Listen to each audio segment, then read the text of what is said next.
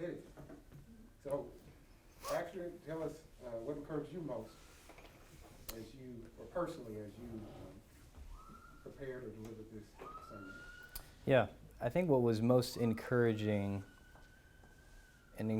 realization, I guess, that I got from this text was the exposing part, just problematizing, like we use that word around here, problematizing, but seeing how the system was exposed, and it was exposed for a reason to point to a need that we need to receive. And I think personally for myself, just realizing I can leverage the ways I feel exposed or ineffective in order to receive what I need to receive, even now, to receive the feedback I need to receive. I can welcome that exposure. And I think like spiritually, that's there, and that was most encouraging from this text for me. Great. What's going on? Yeah, I think for me near the end there, especially just the kind of you highlighting the present we had of being able to live under this new covenant law, just kind of the glories of that I think were is most encouraging to me personally. Thanks. I think I most appreciated the questions: do you take your sin, your people's sin, God's holiness seriously, and do your actions portray this to others around you? That was very challenging. Thanks. Yeah, I would say that the thing that encouraged me the most about it was just the kind of general overall, like, hey, I've got the real thing, right? Just that kind of like, yeah, this is it, I got it. Great. You had a line, something like, we proclaim Christ not in spite of our sin, but because of our sin. And that just really, I thought was a great line, a memorable line. And yeah, like, because of our sin, all the more we should proclaim Christ because we're forgiven of our sin. Mm-hmm. Really helpful. Thanks. Thank you, Baxter. Under your third point, the process, you had the question, could it be glorifying to God to show your ineffectiveness? And that spoke to my heart, kind of pressing that. Especially in the lab, our own personal sins, in ministry. That was very helpful. Thank you. Yeah, mine was also similar on the line about expecting effectiveness either of yourself or others. So it was encouraging for me, because sometimes I'm like, man, I'm not as effective as I should be, but also like challenging because I expect a heck of a lot more out of other people too, maybe than I should. So. Well, follow up, I mean, that was the same part that really spoke to my heart as well. And I felt that just the way you applied and sort of worked your way through that piece really helped me personally to think differently. And I wouldn't have gotten it from that text the way you presented it, but now that I look back at it, I'm appreciative that you did, because I see it very clearly.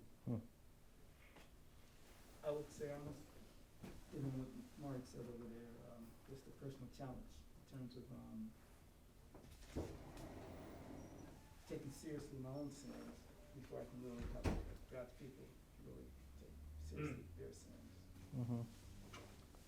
So let's hear what could you have improved on? What did you try and didn't quite land like you wanted? Yeah. I've been wrestling with this, especially the last few days, and given our conversation about the last passage, my aim was teetering on the line of like a so what? What's like so what? And I tried to make that more tangible by trying to show ways to actively receive it, but I struggled with this text just with the so what portion of it, given we already know this. We know the new covenant is available. And there were a lot of things I think I would try to make a lot more clear. But the illustration on the car and the stop sign, I just did not come out the way I thought it was. Usually I felt like I had that illustration down pat in my mind, and then I realized I skipped a whole section on it to explain it. So I felt like that detract from what was happening. Yeah. two initial things. Yeah, I think the first one, and I'll take this one because I'm in good company, say you're a fast speaker. Mm. So your slow points were where I feel like you should just be talking throughout the sermon, then slow down even further from there. Mm-hmm. And I say that because because of that, I think I missed understanding your argument, if that makes sense. Because I don't think your argument was wrong. I just think it was a little fast that when you would get to points, I would just miss kind of how that connected. So Mm-hmm. Yep. slowing down would have helped my my slow brain Mm-hmm. quite a lot. But yeah. Thanks, Jeremy. I can see where you got your 4 points from in the text, but I'm not sure if the first 2 points did anything to further your argument. And I didn't hear you start to argue your conclusion till you got to your 3rd point. Mm. Mm-hmm. Yeah. I would say that up at the top, after you were done giving some context work, you did this thing where you used those 4 words, and I don't know if you were trying to like run through the passage real quick and try to string the 4 together or something, but you had like 5 or 6 sentences that you used, and you used the word like pattern, then you talk about process. In the place. context. Yeah, and I was just Yeah. like, wait, what the? Yeah. Or are we at a point? Oh, did we skip a point? What's happening? I don't know what's happening. Mm-hmm. So because this is one of the tricky things about having one word homiletical points, is Mhm. if you ever use that word, if you repeated it at the beginning, if you were clued into it, then people would be like, wait, Right. did I miss something? Right. So I Yeah. was just like all thrown off. Mm-hmm. There were a few times where you were like asking us a question as the audience, but as you were asking, you were looking down. Mm-hmm. So I just challenge you, especially, I mean, you weren't necessarily tied to your notes or anything, but when you're asking us a question or Mhm. kind of saying something to us, just make sure you're looking at us. Yeah. That's good. Thank you. Under my favorite point was the process bit, but I found it just a little bit too long and dense because you spent some time with Leviticus 16, Mm-hmm. and I couldn't see how. I was trying to reason why you're spending so much time there to get back to what you're doing, because he's not quoting; it's an illusion you're trying to pick up. Mm-hmm. And I thought it was good, but it was just dense. It could have done with an illustration, maybe some light. So Mhm. it wasn't bad, but it just like heavy stuff, You're Mhm. explaining really foreign things to a Mm. Gentile audience, as you Mm-hmm. said, Mm-hmm. which could have done some use of an illustration. Mm-hmm. I'm much more excited to share the things that I want to encourage you. You said, come on. Using my line. Is that what I said? Oh, David, That's in line with another. Okay. Oh. But one of the ways I would challenge you is for having something in your argument like to receive the realities of the new covenant. I don't know that you explicitly at some point said, here are the realities of the new Yeah. covenant that you are being Mhm. prepared to receive. Yeah, You did just have a wasn't- run at the end, and I was like, maybe this is it, like his perfect obedience, his intercession, that he cleanses us from sin. And I was like, those are probably the realities, and maybe you just want to tag those for us. Mm-hmm. Yeah, thank you. So, sort of contrary to somebody that spoke earlier, I thought the piece on the place was a little bit too long. Because you got on this piece about God's particularity as Mm-hmm. it relates to having a place where he can meet with his people. Which Yeah. I thought was a great point, and I appreciated that point. But in light of your argument, and then I think you tried to go into some application with that. You had a C.S. Lewis quote, and then there was something else in there. It's Yeah. like, okay, I don't know that this helped. It wasn't that it was bad. Right. Everything you said was good, but it was Mm-hmm. like, I don't know about that, because for me, it kind of messed with the shape of the sermon. And Mhm. made it a little bit lopsided Yeah. in a way. Yeah. Thank you. Yeah, that's helpful. Maybe a little bit dealing back with Jeremy. Mm-hmm. I think the pace kind of made me not feel as connected to your sermon. Mm-hmm. Too fast. Oh,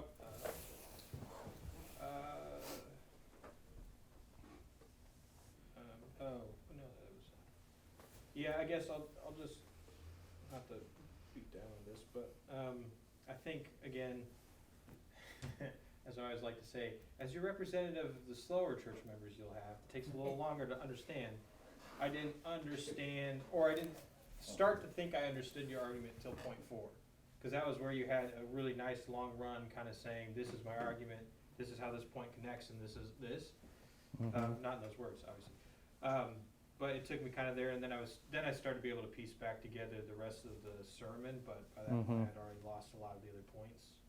Then again, that might have just been me, but as that survey, just really hammering that home at the end of every point, being like, this is the argument, this is where I'm going, would have helped kind of keep me on that road. Gotcha. So it felt like a very technical sermon.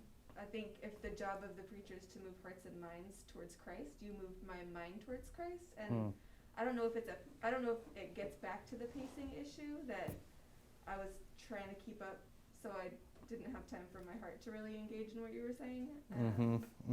Yeah, it might just be a pacing issue again. Not to hammer on that one. Yeah, it felt like a 40-minute sermon that you preached in 25 minutes. Right. Because he was going fast? Because fast, but it was like, I have this amount of time, but I have this much content, so I'm just gonna kind of squeeze the content and run. That's the way it felt. So it wasn't just that you spoke fast, but you're trying to kind of cram content into a smaller box. Yeah. Mine was gonna, because you mentioned the thing about the illustration with the car. Your audience has never been part of the Old Covenant, and one of the key things about your illustration was assuming that we had been part of the Old Covenant or had hold on to parts of that, and I was like, well, none of us are Jews. So, and I know you missed a part, but I was like, what exactly is happening here? Yeah, it was not. How's the whole thing? So I agree that like you skip a part of your illustration, so it doesn't always work, and that's happened to me plenty of times. But then even if it had all worked, the parts that were there, it was like, well, that doesn't exactly apply to us, at least the way you're framing it. Yeah. So, I don't know. Yeah. I want to echo something Marjorie said on the first go around, but yeah, I agreed. Especially with the first point, it just kind of felt like it was introducing points 2 and 3. Yeah. And so I think that one could just kind of be consumed by your the place point, and that would be fine. The other was just a question about your gospel connection. From what I heard you say, I couldn't understand how you were connecting. What was the thing in the text you were connecting? Was it the Old Covenant? Yeah, I think I was. The realities. I think I was swinging for all of it to be. Yeah, I think that's why I probably felt like a 40-minute, because then it's like now I gotta make it all, you know, he's not dwelling in a tent anymore. He's dwelling in our hearts. He's not, you know, he's. At the end, I think I tried to kind of swing for all of it and stack, but I think it just came across as a little bit too erratic, and it missed because nothing landed and it was too much at once. I got that feeling, although I heard Jesus being preached. Good. So, excellent. But I was kind of like, you know, that kind of one move to your gospel connection couldn't be strengthened. I wasn't sure if I should go ahead because, I mean, I just wasn't sure if I should use the texts that are coming to. You should have. That was tricky for me. That's good feedback, though. Thank you. You brought in 2 things that I didn't feel like you explained well, and if you wouldn't have said anything about them, it probably would not have heard anything. But like in your last 2 or 3 sentences, you're like, hopefully we don't have to wait till the time of Reformation. And I was like, whoa, wait, what? What is that? Like, I don't even know. Oh, I must have misspoke there. Yeah. Something also about the present age earlier. You sat on it for like a second or two, something about like symbolic for the present age. I was, yeah. Or for what is to come is what you said, and I was looking here like present age, so there was just some confusion about those two like time elements. Mhm. Like if you just had not said anything, I don't know that it would have hurt it, but the way you said it Caused more was confusion. unclear, yeah. Mhm. Okay. Good. Thank you. For me, I think that instead of some of the stuff that you had said at the end, like, because I had the same sensation, I'm like, Reformation, like, oh, okay, that's verse 10. And there was something else that you said that was in verse 10, I forgot what it was, but you made reference to it. I'm like, okay, well, maybe he's just trying to make sure he got everything in, but I think that instead of any and all of that, just one last little illustration or analogy or something just to tie up what you had already argued would have made me feel more satisfied that I got it. Because by the time we got to end, and then you, like you said, the Reformation, all this kind of stuff, I'm like, okay, I thought I had it.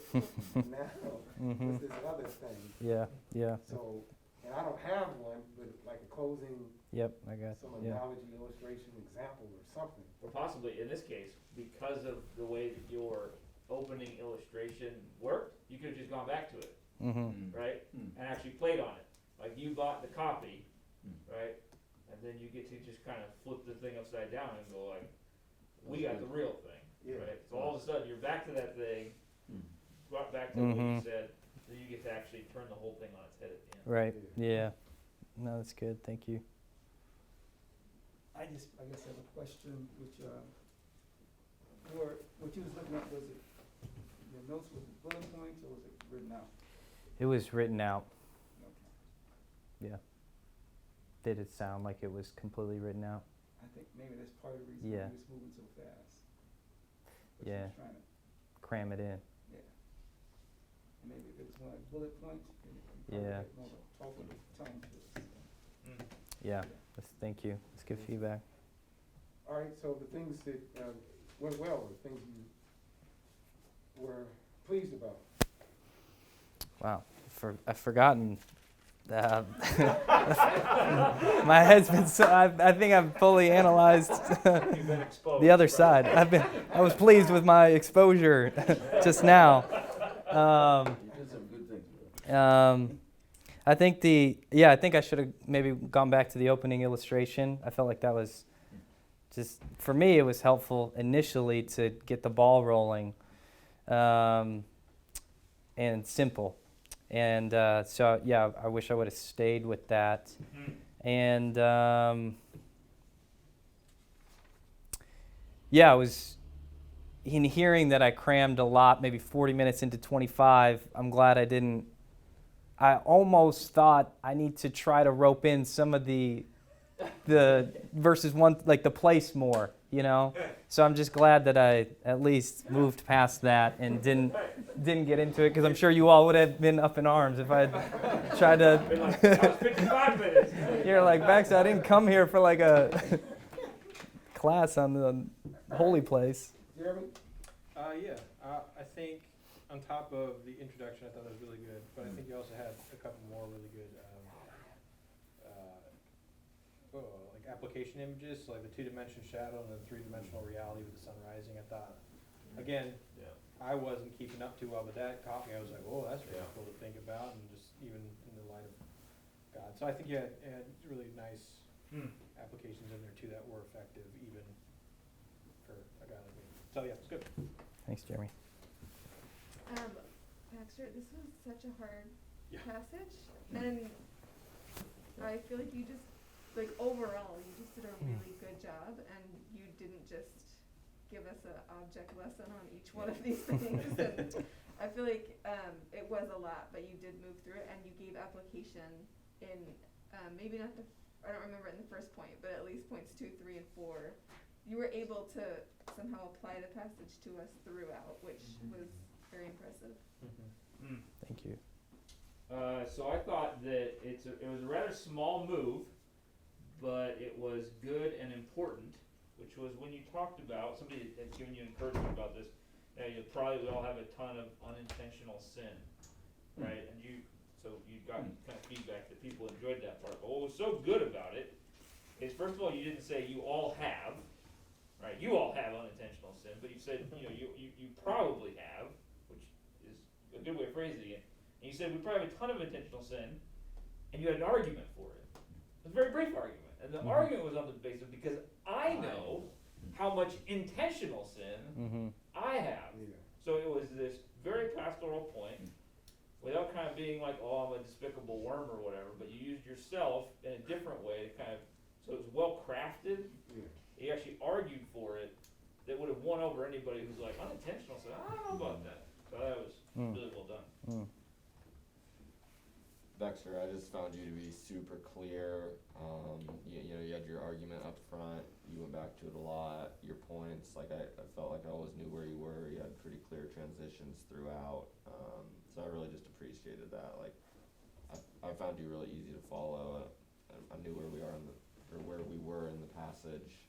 And then your outline's clean. Like, I like the P's. Like, your argument statement was pretty simple, memorable, with kind of the contrast that's in it.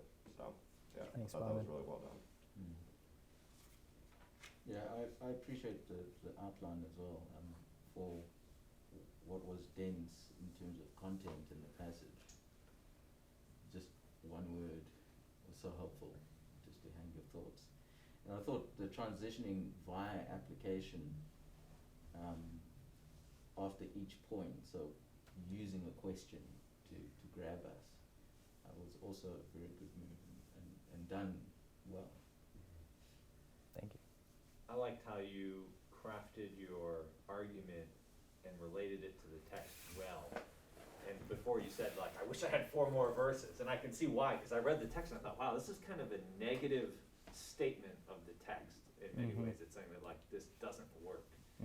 And so your argument was negative in a way, but without, like, being disparaging of Old Covenant, which the text is not disparaging, right? It's just showing the insufficiency. And so your argument clearly stated the negative element of it without, like, dissing it, right? Still, like, showing the positives of it. So I thought, wow, that was a great way to understand and approach and communicate the point of the text. Thanks, Kevin. So I like, back to the introduction, not just it was good, I liked the way that it was good, in the sense that you twisted it, and you turned it, and flipped it in ways I was a little bit, I mean, it was just good as it was, but when you sort of tweaked it a little bit, and man, if you brought it back at the end, it was like, wow. But even just in the introduction, you didn't just make it flat, you sort of played with it a little bit. And I thought that was a good move. Thank you. I like just from the beginning, just your preview, your outline, your structure, it was all laid out. You came across as if you was very well prepared. Thanks, Steve. Yeah, I think just kind of ditto a bit of what Ed was saying. I think your, but to also bring it, your personality is really good. Because like I get up there, I like self-deprecating humor, which does not add to your pulpit presence or does not help put your point across. But you have you're just a calm, cool, collected guy, but you also have like a good humor where in the introduction where you were flipping it back and forth, you're like, oh, told me to watch out for these copies, so I bought them because other people will see the copies, but they won't know. You know, just those subtle things. I think your personality helps bring us in and kind of put our guard down, our shields down, to be better to grasp onto that word. So I think you have a handle on that well, which is I think helpful and a huge asset to you. Because for me, it just gets lots of notes. Stop saying sorry, right? So that was good. Thanks, Jeremy. I'm jealous, is what I'm saying. Okay, sort of to add to what Jeremy just said, you have a great pulpit presence. I believe that you believe what you're saying, and so I believed your message. I had confidence in what you were saying. And then it was kind of an interesting twist to that. I felt like you were kind of pulling out from the passage how we can have confidence in God, because he didn't set this up for no reason. He set it up to point us to Christ. So I don't know, just overall, like watching you preach for your first time and the passage that you had and the difficulty of it, like the confidence in you as a preacher, confidence in God as God, all kind of came through. Thanks. So I don't know if you did this intentionally. I did actually. Right, yeah, for sure. But we talked, not to chuck Bonded under the bus, but we talked about one of the kind of weaknesses of Bond's thing was that he didn't exactly explain the thing about like why the priests were necessary, or like, and so, or how they were like, and so you kind of brought up this thing with like, well, why is the old covenant necessary if the new covenant's coming? Mm-hmm. Yeah, yeah. So, and then you explained it, and again, I'm not sure if it was a conscious move or not, but it is a great example of how like people can team up in preaching, and not be like, now last week Bond did really did kind of, you know. But it's a great way to kind of like, if you're in kind of review, and you're like, oh, okay, there's a weakness here, then you come by and you just say that, and all of a sudden, like, that starts to shore up some of that stuff that, like, because all of us are going to drop things and be like, oh yeah, that wasn't as clear, I should have addressed that. So this is a great way, even if you're preaching through the series, and you had heard that feedback, come back and be like, I'm going to make a specific try at answering this question, not talking about priests now, I'm just talking about the Old Covenant more broadly, kind of address that, if anybody was thinking that last week. Yeah. So, again, I don't know if that was, I'm sure, you know, it was conscious and you just really spent hours detailing it. But it was a good example of that for the rest of us, of like, you know, because there's fun things we get to do, play on pastors, other preachers' lines here, right, or like carry things forward. There's also this thing where we can start to practice, like how can I, because we're in the same book, so how can I actually like correct something, you know, that we've been kind of seeing as something that needs a correction. So it was a good example of that. Thank you. Literally was gonna say that. Because yeah, I had noticed that and I was like, oh man, he did that. I appreciated that. But kind of going along with that, in your second point, I thought you did a really good job of addressing like kind of the questions that we might be thinking as the audience and answering them for us. So that was a good rhetorical move. And setting the passage, I know you're killing yourself about the passage in front of this, but setting the text in its context was helpful. We talk about doing that briefly, being useful to the hearer, and I thought what you did, although it was quick, it was good. Thank you.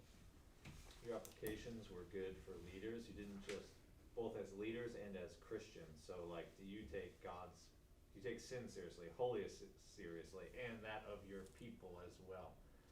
So it showed a good consideration of your audience. So in addition to everything else everybody else said, which I was going to say, I think the last thing I would say is it had a couple of good runs toward the end that if you had sort of maybe even looked it up or they were just good, it could have been like excellent. It was like it is he that blah blah blah. It is he blah blah blah blah blah. It is he. I'm like, here we go. So if you could have taken advantage of that, then but you nailed it anyway. You said it's he, blah blah blah, and then not in spite of, but because of. I'm like, okay, well you nailed it anyway. You didn't have to do what I was thinking because you got it done that way. But if I appreciated that you were pulling out a whole lot of different stops and playing a whole lot of different toys and playing with them, rhetorically I'm talking about. And I just want to encourage you to, they're working, so go ahead and use that. Thanks. Well, Bond and use of 3 is effective. Effective, eternal, and efficient. You used the 4 P's here: pattern, place, process, and point. So I'll say that you came across very comfortable, cool, and confident out there. Collected. Not Don't get no collected. better than that. It don't get no better than